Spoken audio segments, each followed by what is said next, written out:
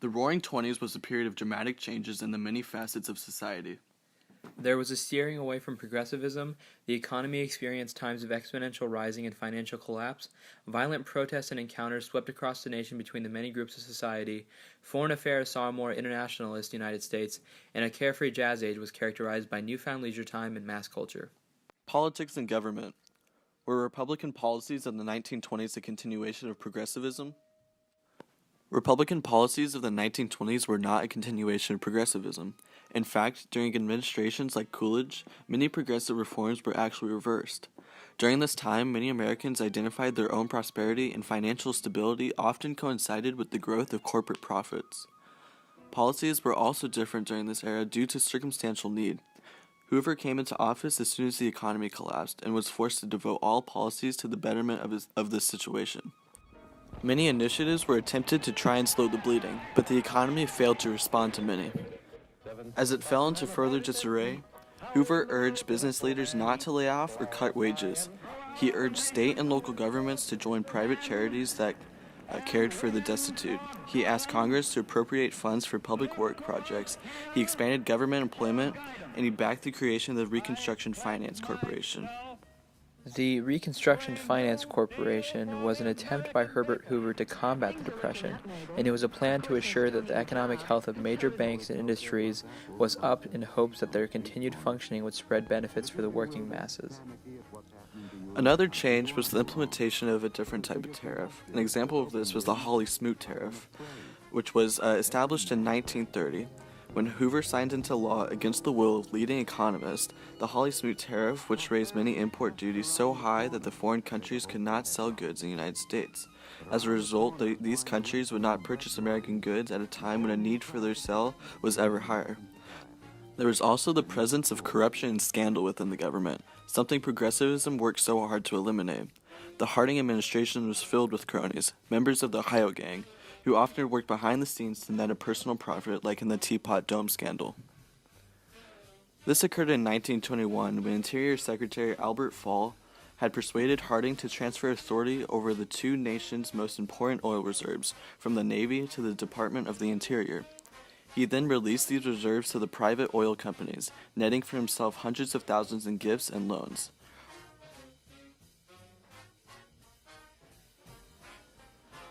And then there was the situation with the bonus bill veto. A bill was proposed to pay former servicemen for their duty, but Harding vehemently opposed. Adding a bonus would preclude Harding from enacting a tax cut, and it added to, rather than reduce, the national debt. In conclusion, if there is any continuation from progressivism, it would be the attempts to restrict immigration in order to support a unified United States.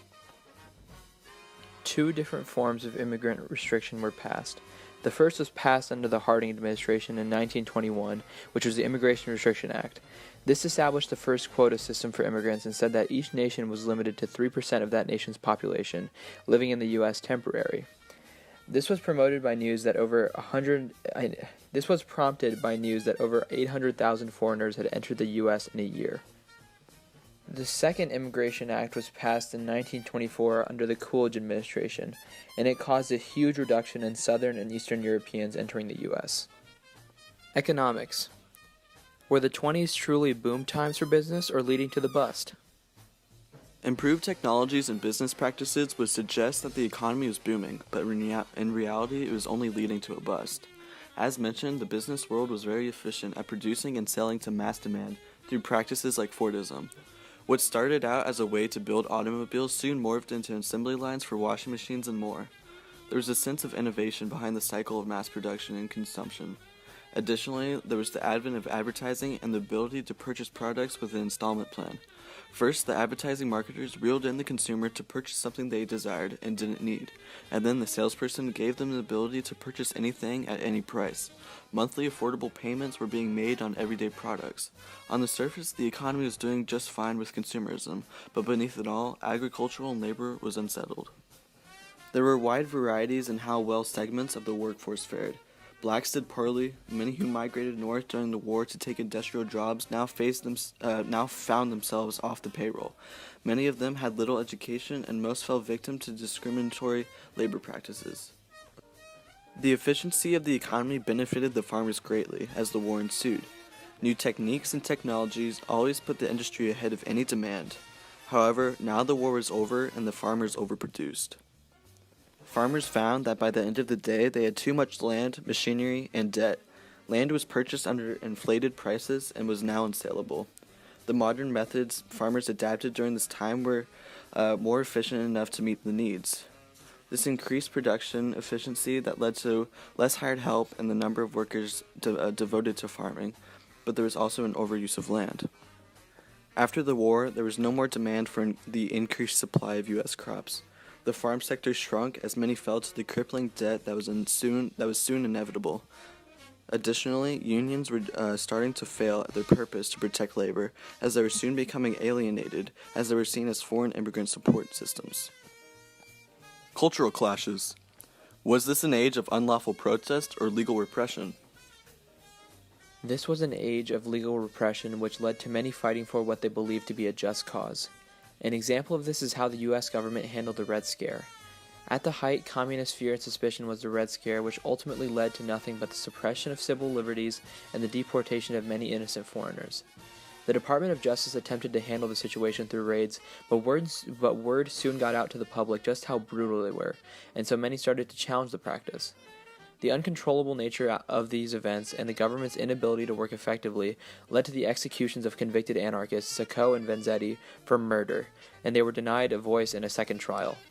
Additionally, the U.S. was seen as a land of freedom to immigrants as they streamed through the golden door of Ellis Island, but that door was soon slammed shut for many as the nation took more restrictive immigrant policies like the Emergency Quota and National Origins Act. Legal repression arose again as fundamentalists were pitted against liberals during the Scopes trial. A professor was jailed for teaching his students Charles Darwin's theory of evolution since society was opposed to its introduction in the world. Note: not everyone supports the theory of evolution, but the free flow of ideas should not be restricted.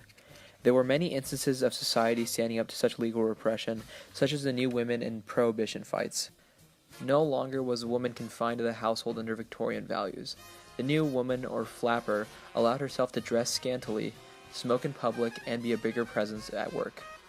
Additionally, under the 18th Amendment, the prohibition of alcohol made the production, sale, and consumption of it illegal.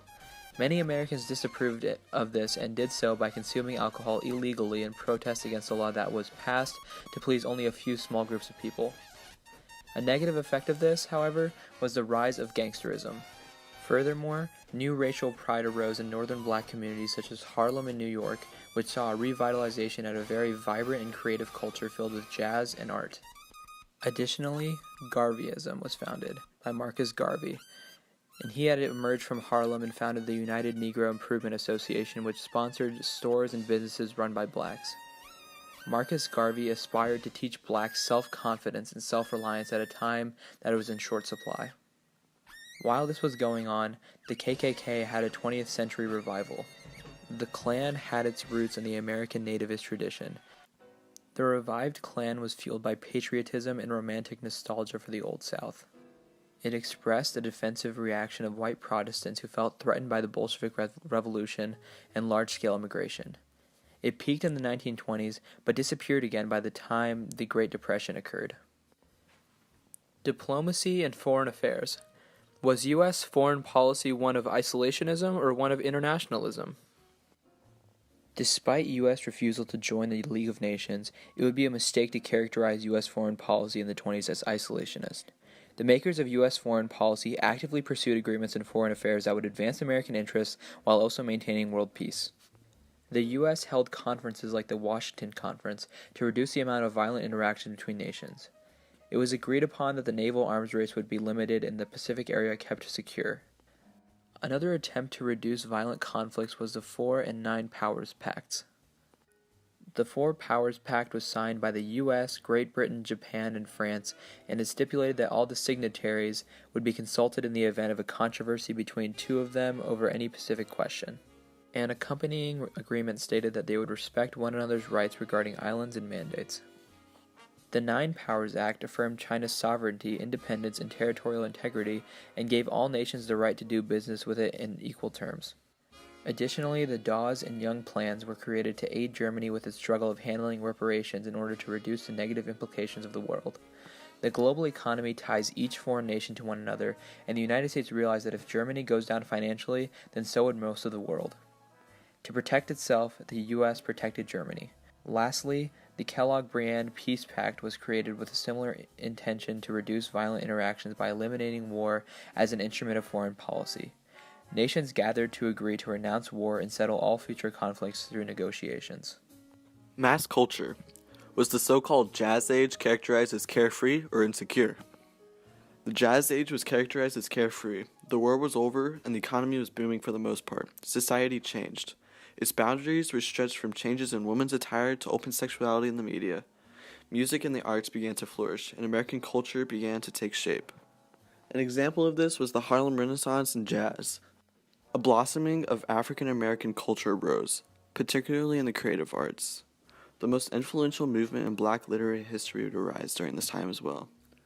Embracing literary, musical, theatrical, and visual arts, participants sought to reconceptualize the Black man, apart from white stereotypes that had influenced Black people's relationship to their heritage and to each other.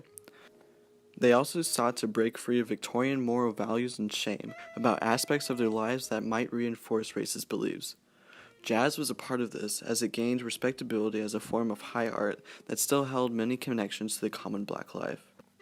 Another example of the carefree lifestyle was with the Lost Generation, a group of American writers who came of age during World War I and established their literary reputations in the 1920s. The generation was lost in the sense that its inherited values were no longer relevant in the post-war world, and because of its spiritual alienation from a country that seemed to be hopelessly provincial, materialistic, and emotionally barren. Important figures include Hemingway, Fitzgerald, Cummings, McLeist, and Crane. During this time, society was more interested in entertainment and leisure. News and information spread quicker than ever with the advent of radio, movies, and magazines. The radio drew the nation together by bringing news, entertainment, and advertisements to everyone. The creation of NBC and CBS allowed access to listeners on the East and West Coast. They aired anything from news, music, soap operas, comedies, quizzes, and sports. Commercials expanded advertising as well. During this time, Hollywood became the movie capital of the world by the 1920s. Movie-going became a popular activity which was prevalent in cities. 1927 saw the addition of sounds to movies. Movies influenced public opinion and mainstream culture was adopted. Then there was the magazines. These were sources of information on hot topics and current events. These also strongly influenced the American public opinion. This all allowed Americans to keep up with trends and fit the ideal image of what it meant to be an American. Culture was more mainstream as individuals learned what was good and bad. Lastly, recreation increased as national sports leagues grew in popularity, national parks opened to tourism, and amusement parks became large family attractions. American society entered a time where life could be good for the average American middle-class citizen.